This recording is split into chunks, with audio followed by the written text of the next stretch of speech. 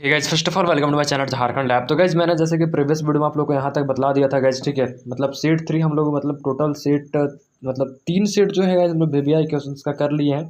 अब चौथा सेट हम लोग का है, ठीक है। यहाँ से तो अगर आप लोगों ने उस वीडियो को नहीं देखा तो वीडियो का लिंक डिस्क्रिप्शन में आई बटन में भी है, तो आप लोग जाकर इस वीडियो जरूर से देखिएगा। एंड गाइज आप लोग से एक छोटी सी रिक्वेस्ट है गाइज, वीडियो को ज़्यादा से ज़्यादा लोगों तक शेयर कीजिएगा। देखो यार गाइज, ये वीडियो व्यूज़ के लिए नहीं बनाया जा रहा है, ये वीडियो नॉलेज के लिए आप लोग बनाया जा रहा है। आप लोग प्लीज़ यार शेयर करना वीडियो को, ताकि आपके और भी फ्रेंड्स के पास ये वीडियो पहुँचे और वो लोग का एग्ज़ाम थोड़ा अच्छा चला जाए, ठीक है। हो सकता है इनमें से बहुत सारे क्वेश्चन मैच कर जाएं और आप जो है एग्ज़ाम में अच्छा परफॉर्म करके आइएगा। मुझे उम्मीद है गाइस इनमें से बहुत सारे क्वेश्चन आपके मैच करने वाले हैं, तो प्लीज़ आप लोग शेयर कीजिएगा, ठीक है।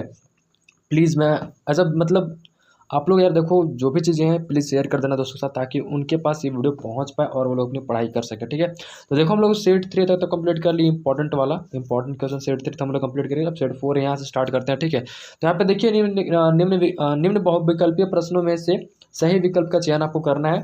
देखिए निम्नांकित में से आर्थिक क्रिया एक उदाहरण है, मतलब निम्नांकित में से जो आर्थिक क्रिया का कौन सा उदाहरण है। तो यहाँ पे देखिए वस्तु का विनिमय, यहाँ पे इसका सही आंसर हो जाएगा, ठीक है ना। संसाधनों के वितरण की समस्या का संबंध किस केंद्रीय शासन से है। तो यहाँ पे देखिए इसका सही उत्तर हो जाएगा 3 से, मतलब 3 कैसे उत्पादन करें, ठीक है। यहाँ पे क्वेश्चन नंबर 3 हमारा आएगा, साधनों का मितव्ययिता से कार्य तत्पर है। तो यहाँ पे देखिए इसका 4th हो जाएगा, यानी कि साधनों के उत्तम उपयोग करना। यानी कि देखो इस जो इतने भी वीडियो में बना रहा हूँ आप लोग के लिए, वीडियो को अगर हो सके तो थोड़ा सा फास्ट फॉरवर्ड करके आप लोग देख सकते हो, ठीक है। इससे आप लोग का होगा टाइम बच जाएगा और आप लोग को सारे क्वेश्चन जल्दी जल्दी हो जाएंगे। मैं यही बोलूँगा कि दोनों वीडियोज़ को कम से कम 2 से 3 बार आप लोग देख लेना, ठीक है।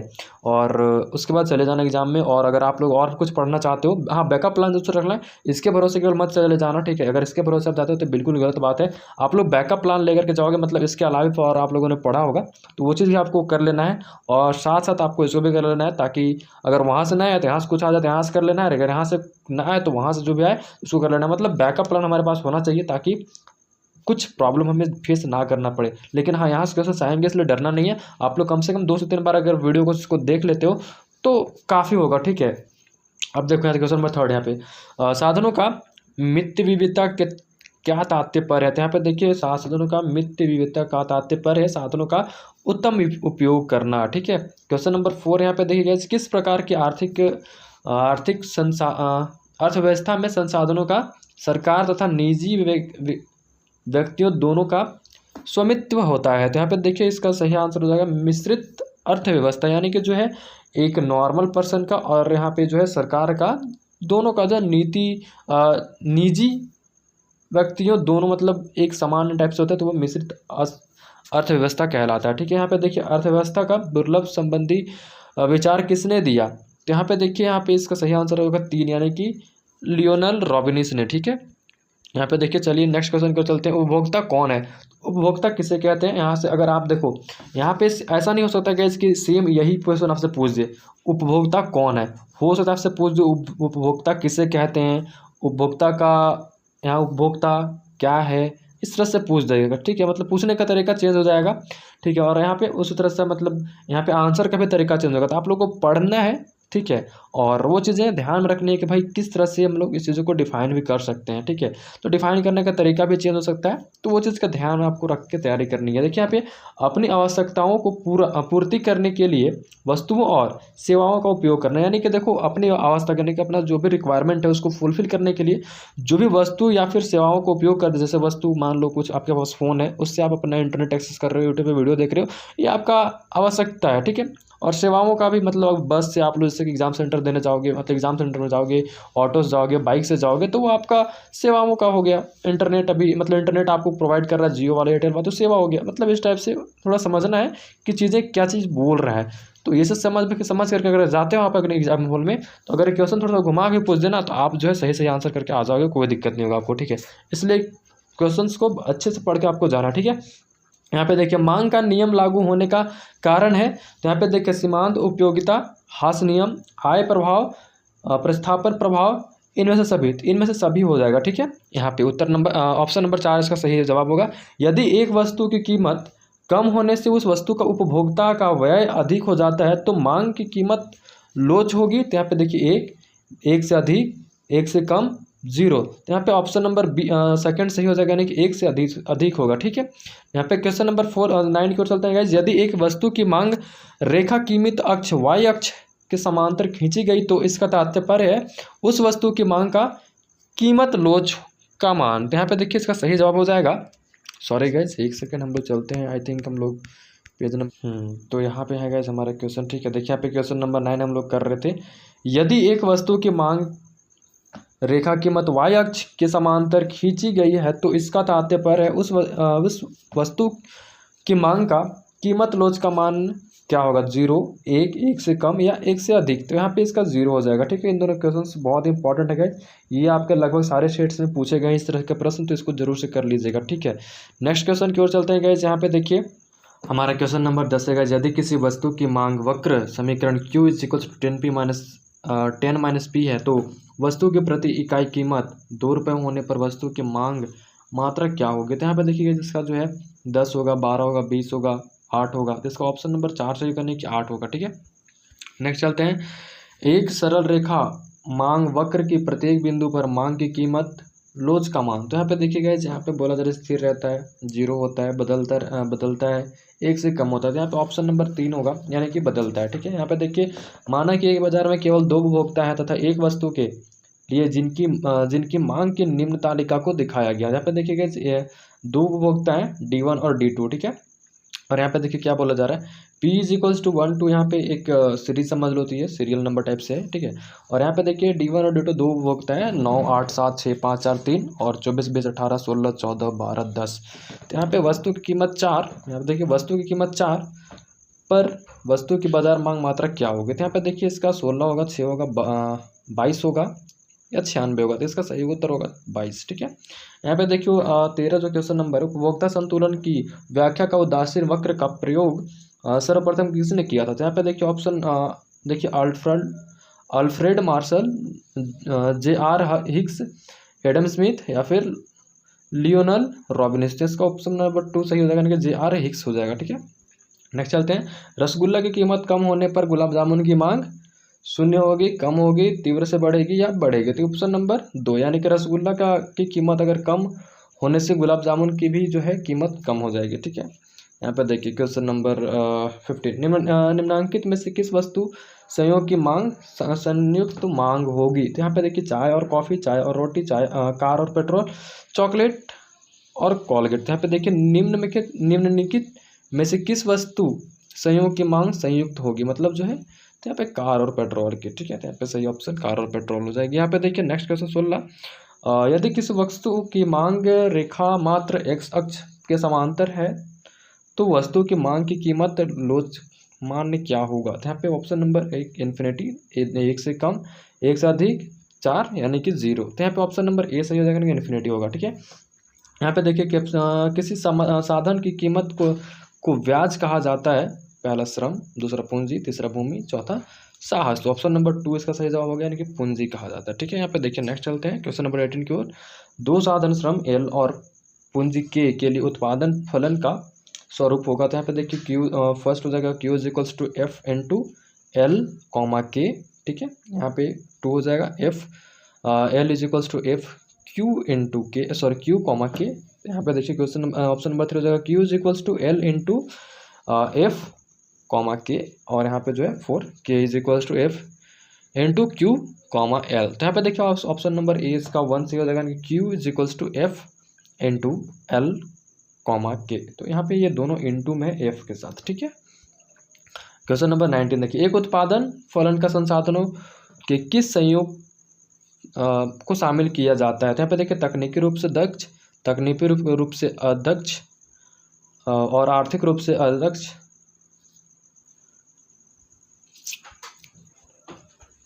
क्वेश्चन नंबर 19 देखिए गाइस, एक उत्पादन फलन के संसाधनों में किस संयोजन को शामिल किया जाता है। तो यहाँ पे देखिए पहला तकनीकी रूप से दक्ष, तकनीकी रूप से अदक्ष, आर्थिक रूप से अदक्ष, और चौथा होगा किसी भी संयुक्त को। तो यहाँ पे इसका ऑप्शन नंबर 4 से होगा किसी भी संयुक्त को। ठीक है, क्वेश्चन 20 देखिए, उस वक्र को क्या कहा जाता है जो समान उत्पादन करने वाले 2 संसाधनों को विभिन्न संयोग को दर्शाता है। तो यहाँ पे देखिए उदासीनता वक्र, उपयोगिता वक्र, तीसरा समुत्पाद वक्र, और चौथा संलागत वक्र। तो यहाँ पे इसका ऑप्शन नंबर 3 सही होगा, यानी कि समुत्पाद वक्र। ठीक है, यहाँ पे देखिए क्वेश्चन 21, दो संसाधन एल तथा के लिए उदासीन फलन Q is equals to A L alpha और के बीटा है, तो श्रम की इकाई को रोजगार से कुल उत्पादन क्या होगा। तो यहाँ पे देखिए फर्स्ट का 0, सेकंड का Q, थर्ड का Q से कम, फोर्थ का Q से अधिक। तो यहाँ पे ऑप्शन नंबर 1 सही हो जाएगा, यानी कि 0 हो जाएगा। ठीक है, नेक्स्ट चलते हैं गाइस। यहाँ पे देखिए निम्नांकित में से किस वक्र का आकार उत्पाद अक्ष x अक्ष के समांतर होगा। तो यहाँ पे देखिए एक कुल स्थिर लागत, दूसरा औसत परिवर्तनशील लागत, तीसरा कुल परिवर्तनशील लागत, इनमें से कोई नहीं। तो यहाँ पे ऑप्शन नंबर 1 सही होगा, यानी कि कुल स्थिर लागत। ठीक है, क्वेश्चन नंबर 23 की चलते जाए तो देखिए कॉब डगलस उत्पादन फलन Q is equals to ALA/KB में पैमाने का वृद्धिमान प्रतिफल प्राप्त होगा। तब देखिए यहाँ पे ऑप्शन नंबर A, यानी कि QA + P = 0, A+B greater than 1, यानी A+B < 1, A+B = 1। यहाँ पे ऑप्शन नंबर 2 इसका सही जवाब हो जाएगा, यानी कि A+B ग्रेटर देन 1 होगा। ठीक है, एक लागत फलन के संबंध में कौन सा कथन सत्य है। तो यहाँ पे देखिए एक आगतों का अधिकतम लागत संयोग को व्यक्त करता है। ठीक है, यहाँ पे दूसरा देखिए उत्पादन और संसाधनों के बीच का संबंध है। तीसरा यह लागत और आगतों के बीच का संबंध है। चौथा एक लागत फलन में न्यूनतम लागत और आगतों के संयोग को सम्मिलित किया जाता है। ठीक है, यहाँ पे ऑप्शन नंबर 3 इसका सही हो जाएगा, लागत और आगतों के बीच का संबंध है। ठीक है, यहाँ पे देखिए नेक्स्ट क्वेश्चन नंबर 25 पर चलते हैं गाइस। एक उत्पादक दो संसाधनों श्रम एल तथा पूंजी के भिन्न 3 संयोग x, यहाँ पे देखिए x का L = B, K = 3, Y यहाँ पे है L = 4, K = 4, Z यहाँ पे है L = 3, K = 6। यहाँ पे से किसी वस्तु की इकाई 40 इकाई का उत्पादन कर सकता है, यह मानते हुए कि श्रम और पूंजी उससे प्रति इकाई लागत क्रमशः ₹2 तथा ₹3, तो उत्पादन के लिए किस समाधान संयोग का चयन करेगा। तो यहाँ पे देखिए पहला x, दूसरा y, तीसरा z और चौथा x तथा z में से कोई एक। तो यहाँ पे ऑप्शन नंबर 2 सही होगा, यानी कि y का यह चयन किया जाएगा। ठीक है, नेक्स्ट चलते हैं। अल्पकाल में एक उत्पादक को 50 रुपये की लागत का वहन करना पड़ता है। ठीक है, वहन करना पड़ता है यानी खर्च करना पड़ता है, तो चाहे वह उत्पादन ना करे तथा वस्तु की 10 इकाई उत्पादन करने के परिवर्तनशील संसाधनों पर ₹60 खर्च करना होता है, तो औसत कुल लागत का मान क्या होगा। तो यहाँ पे ₹5, ₹6, ₹3, ₹11, ₹110। यहाँ पे ऑप्शन नंबर 3 सही होगा, यानी ₹11। ठीक है, क्वेश्चन नंबर 27 को चलते हैं। एक पूर्ण प्रतियोगिता बाजार में किसी फर्में किसी प्रकार की वस्तु का उत्पादन करती है। पहला निकट प्रतिस्पर्धात्मक, घटिया, ठीक है, समरूप या विभेदित। यहाँ पे ऑप्शन नंबर 2 सही होगा, यानी कि समरूप। ठीक है, नेक्स्ट चलते हैं क्वेश्चन 28।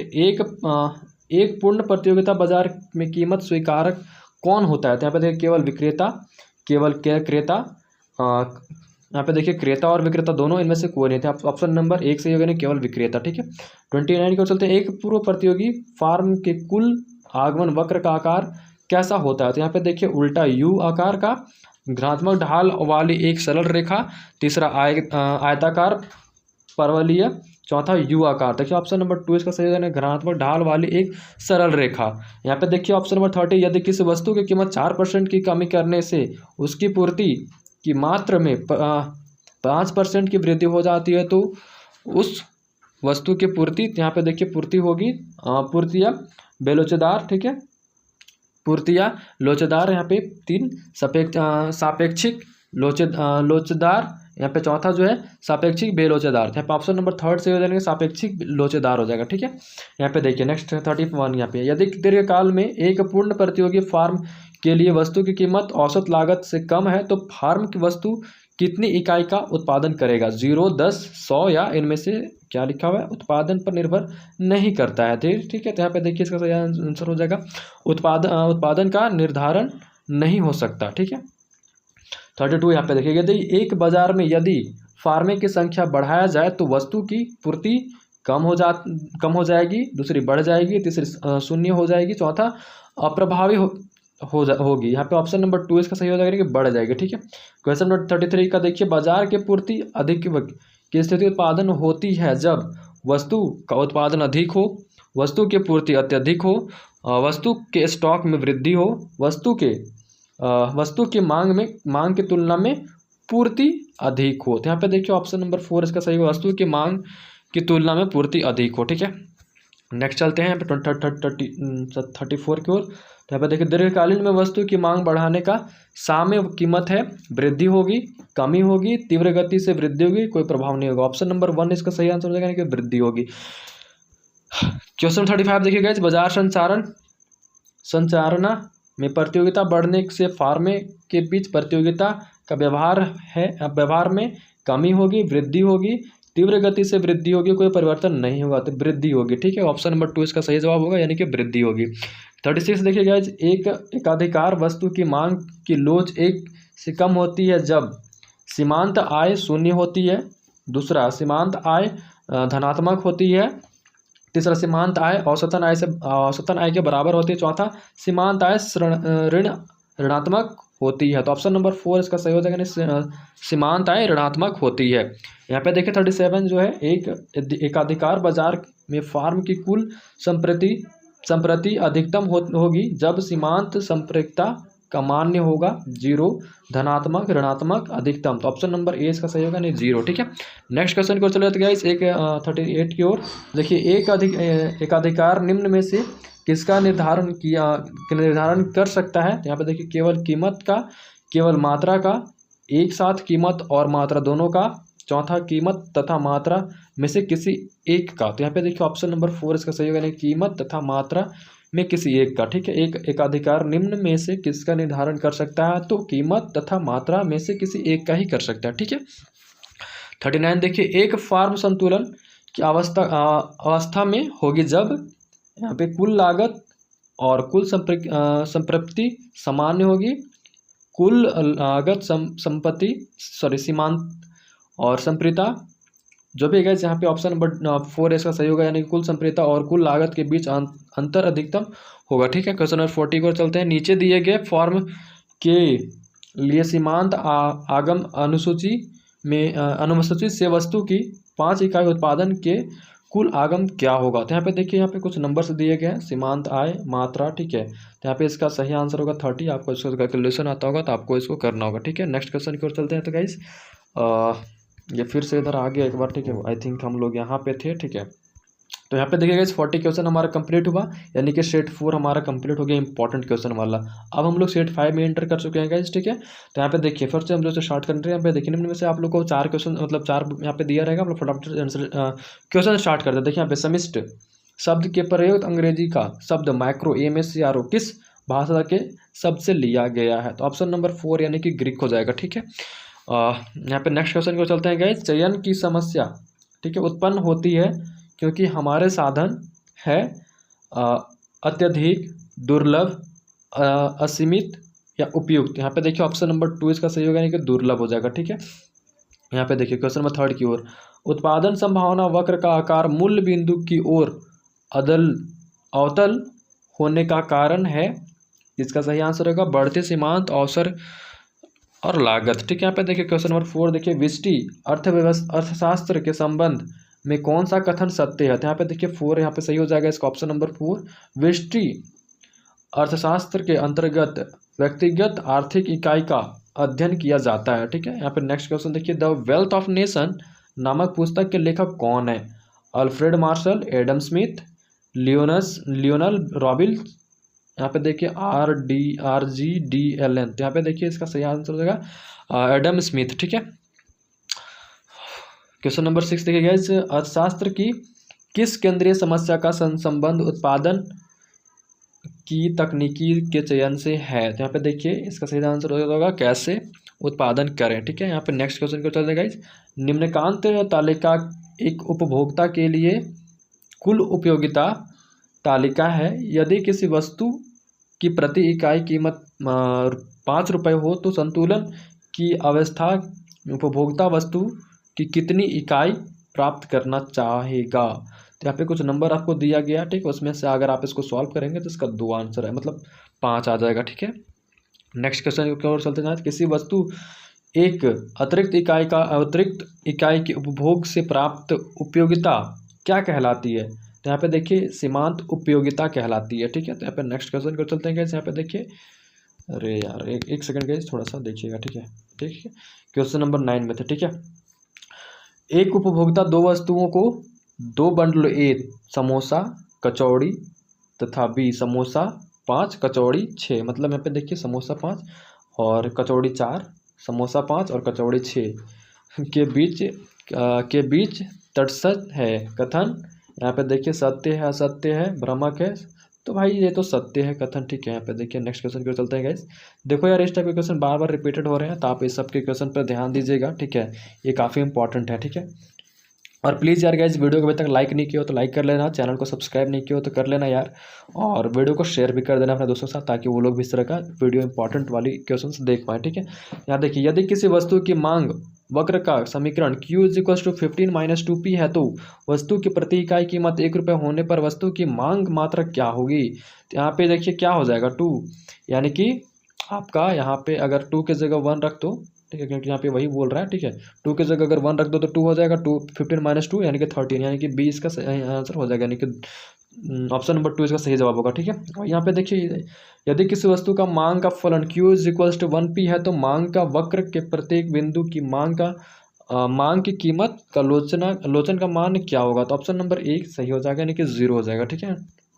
नीचे चलते हैं गाइस। यहाँ पे देखिए क्वेश्चन नंबर 12 देखिए, यहाँ पे माना कि एक बाजार में केवल 2 उपभोक्ता हैं एक वस्तु के लिए जिनकी मांग के निम्न तालिका से दिखाया गया था। यहाँ पे देखिए कुछ 2 वस्तु को आपको दिखाया, मतलब 2 उपभोक्ता, ठीक है, D1 और D2। तो यहाँ पे कुछ नंबर्स दिए हुए हैं, तो यहाँ पे देखिए क्या पूछा जा रहा है। वस्तु की कीमत 3, वस्तु की कीमत 3 पर वस्तु बाजार का मांग का मात्रा क्या होगा? तो यहाँ पे देखिए इसका सही आंसर 25 हो जाएगा, ठीक है, मतलब ऑप्शन नंबर 3 इसका सही जवाब होगा। तो यहाँ पे देखिए गाइस 3, ठीक है, तो 8 7 15, यानी कि यहाँ पे इसको जोड़ दिया गया है, ठीक है, यानी कि 3 देखिए 3 पर पूछा जा रहा है, तो जब 8 7 15 यानी कि 25 हो जाएगा, तो इसे उसे मतलब 17 और 18 को 7 और 18 को जोड़ोगे तो कितना आएगा? 8 7 15, 5 हाथ में 1 और 2 25, यानी कि ठीक है, ऑप्शन नंबर 3 इस टाइप से इसको निकाला गया, ठीक है। वही यहाँ पे देखिए बजट रेखा 3x + 4y = 20 की ढाल क्या होगी? तो यहाँ पे देखिए ऑप्शन नंबर 2 इसका सही जवाब होगा, यानी कि -3/4। यहाँ पे -3/4 को आप अगर पुट करेंगे एक्स वाई पे तो शायद 20 आ जाएगा, ठीक है। इसको एक बार चेकआउट कर लेते हैं गाइस, 3 और -4, ठीक है, +4 और 3 और -4, ठीक है। तो यहाँ पे चलिए, यहाँ पे माइनस का 9 कर लेते हैं हम लोग, 9/4, और यहाँ पे ये 4 काट देते हैं, और तो यहाँ पे बच जाएगा हम लोग के पास 3, यानी कि 4, और यहाँ पे कितना आ जाएगा 6, शायद देखिएगा गैस, कैलकुलेट कीजिएगा, ठीक है, 20 आना चाहिए, एक बार मिला लीजिएगा, ठीक है।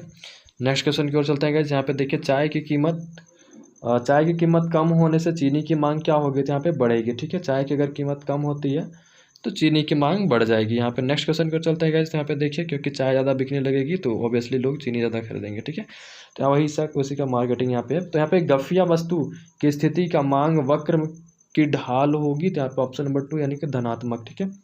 यदि किसी वस्तु का मांग रेखा मात्र एक्स अक्ष के समांतर है तो वस्तु की मांग की कीमत लोच का मान क्या होगा? तो यहाँ पे ऑप्शन नंबर 1 से जगह इन्फिनिटी हो जाएगा, ठीक है। किसी साधन की कीमत की मजदूरी कहा जाता है? तो यहाँ पे ऑप्शन नंबर 1 यहाँ पे सही होगा, यानी कि श्रम कहा जाता है, ठीक है। नेक्स्ट क्वेश्चन को चलते हैं गाइस। यहाँ पे 2 साधन श्रम एल और पूंजी के लिए उत्पादन फलन Q = 5K + 3K, श्रम की पूंजी 100 इकाई के रोजगार से वस्तु की अधिकतम मात्रा का उत्पादन हो सकता है। तो यहाँ पे ऑप्शन नंबर 3 इसका सही, यानी कि 800 होगा। क्वेश्चन 19 देखिए, संसाधनों के वैसे संयोग की तकनीकी रूप से दक्ष कहा जाता है जिसमें कम से कम एक साधन की मात्रा स्थिर हो, ठीक है, यानी कि ऑप्शन नंबर 2 सही है, इसका जवाब होगा। नेक्स्ट क्वेश्चन को चलते हैं, समुत्पाद वक्र का प्रत्येक बिंदु 2 संसाधनों के वैसे संयोग को दर्शाता है जो वस्तु की मात्रा का उत्पादन करते हैं। यहाँ पे देखिए इसका ऑप्शन नंबर 2 सही जवाब होगा, यानी कि सामान्य। यहाँ पे देखिए क्वेश्चन 21 के गए 2 संसाधन एल तथा के लिए उत्पादन Q = AL alpha + A L alpha into के बीटा है, तो पूंजी की 0 इकाई के रोजगार से कुल उत्पादन क्या होगा। तो यहाँ पे ऑप्शन नंबर 1 सही हो गया, यानी कि 0 होगा। निम्नलिखित में से किस वक्र का आकार यू आकार होता है। यहाँ पे देखिए इसका सही जवाब होगा औसत परिवर्तनशील लागत। ठीक है, नेक्स्ट चलते हैं गाइस 22 में। कॉब डगलस उत्पादन फलन Q is equals to A L beta A L B K sorry A L यहाँ पे कुछ है गाइस अल्फा वगैरह, ठीक है, या ए है, और के बी में पैमाने का हसनाम प्रतिफल प्राप्त होगा जब यहाँ पे ए एल ए है इंटू के बी है। ठीक है, यार देख लीजिएगा इसको, यही दिया होगा। ठीक है, यहाँ पे देखिए इसका सही आंसर हो जाएगा गाइज थर्ड वाला, यानी कि ए प्लस बी लेस देन 1। ठीक है, तो यहाँ पे नेक्स्ट क्वेश्चन को चलते हैं। निम्नांक में से परिवर्तनशील लागत का उदाहरण है यहाँ पे देखिए कच्चे माल पर किया गया खर्च। यहाँ पे नेक्स्ट क्वेश्चन, औसत लागत में वृद्धि होगी जब सीमांत लागत औसत लागत से अधिक होगी। ठीक है, नेक्स्ट क्वेश्चन पे चलते हैं गाइस। यहाँ पे देखिए क्वेश्चन 26 उत्पादन फलन Q is equals to 5L 0.5 and K 0.5 पैमाने का प्रतिफल प्रदर्शित करता है। तो यहाँ पे ये स्थिर करता है। ठीक है, नेक्स्ट क्वेश्चन की ओर देखिए गाइस, ग्राफ दिया गया आपको। एक वस्तु के पूर्ति वक्र में वक्र को निम्न रेखाचित्र में दर्शाया गया है। इस पूर्ति वक्र से पूर्ति की कीमत का लोच का मान क्या होगा। तो यहाँ पे देखिए इसका सही जवाब हो जाएगा 1 से अधिक होगा, यानी कि ऑप्शन नंबर 3। ठीक है, ऑप्शन नंबर 3 इसका सही जवाब होगा। यहाँ पे देखिए 28 मांग अधिक आय की स्थिति होती है जब ऑप्शन नंबर 3 पूर्ति की तुलना में मांग अधिक होती है। क्वेश्चन नंबर 29 बाजार संतुलन के संबंध में कौन सा कथन सत्य होगा। बाजार संतुलन की स्थिति में इनमें से कोई नहीं। ठीक है, मांग की पूर्ति दोनों बराबर होती है, मांग अधिकाय शून्य होता है और पूर्ति अधिकाय शून्य होता है। तो यहाँ पे इनमें से कोई नहीं होगा 4। ठीक है, तो नेक्स्ट क्वेश्चन को चलते हैं। यदि किसी वस्तु की कीमत 4% की कमी करने से उसकी पूर्ति की मात्रा 3% की वृद्धि हो जाती है तो वस्तु की पूर्ति होगी। तो यहाँ पे देखिए सापेक्षिक बेलोचदार। ठीक है, यहाँ पे देखिए 31 यदि अल्पकाल में एक पूर्व प्रतियोगी फर्म के लिए वस्तु की कीमत औसत परिवर्तनशील लागत से कम है तो फार्म वस्तु की कितनी इकाई उत्पादन होगी। तो यहाँ पे देखिए नेक्स्ट क्वेश्चन जो हमारा है इसका आंसर 0 हो जाएगा। ठीक है, यानी कि ऑप्शन नंबर 1 इसका सही होगा। 32 की ओर देखते हैं। एक बाजार में फार्मों की संख्या में कमी होने से वस्तु की पूर्ति क्या होती है, कम हो जाती है। ठीक है, यानी कि ऑप्शन नंबर 1 इसका सही जवाब होगा। यहाँ पे देखिए 33 का बाजार में पूर्ति अधिकाय की स्थिति उत्पन्न होती है जब वस्तु की मांग की तुलना में पूर्ति अधिक होती है, यानी ऑप्शन नंबर 4 इसका सही जवाब होगा। नेक्स्ट क्वेश्चन की ओर गाइस, दीर्घकाल में वस्तु की मांग घटने से साम्य कीमत में कमी होगी, यानी कि यहाँ पे 34 का 2 हो जाएगा। 35 पर देखिए बाजार संरचना में प्रतियोगिता घटने से फार्मों के बीच प्रतियोगिता का व्यवहार में दूसरा हो जाए, दूसरा मतलब वृद्धि होगा। ठीक है, नेक्स्ट क्वेश्चन को जाते हैं 36 एक एकाधिकारी वस्तु की मांग की लोच 1 बराबर होती है जब सीमांत आय शून्य होती है, यानी कि ऑप्शन नंबर 1 इसका सही आंसर हो जाएगा। किस बाजार संरचना में एक फार्म के लिए औसत आगम वक्र की ढाल ऋणात्मक होती है। तो यहाँ पे ऑप्शन नंबर 3 सही हो जाएगा, एकाधिकार।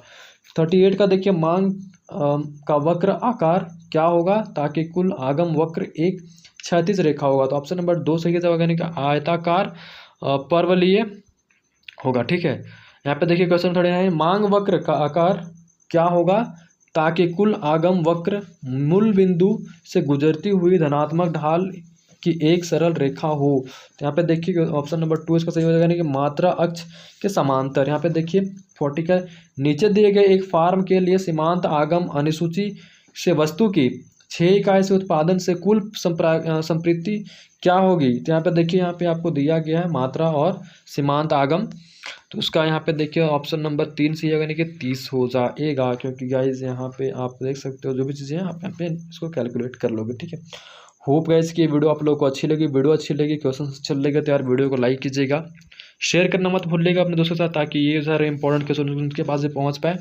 और भी कोई सब्जेक्ट्स का चाहिए होगा तो कमेंट बॉक्स में जरूर से बताइएगा। तो मिलते हैं गाइज नेक्स्ट वीडियो में, तब तक के लिए bye, take care, thanks for watching this video guys.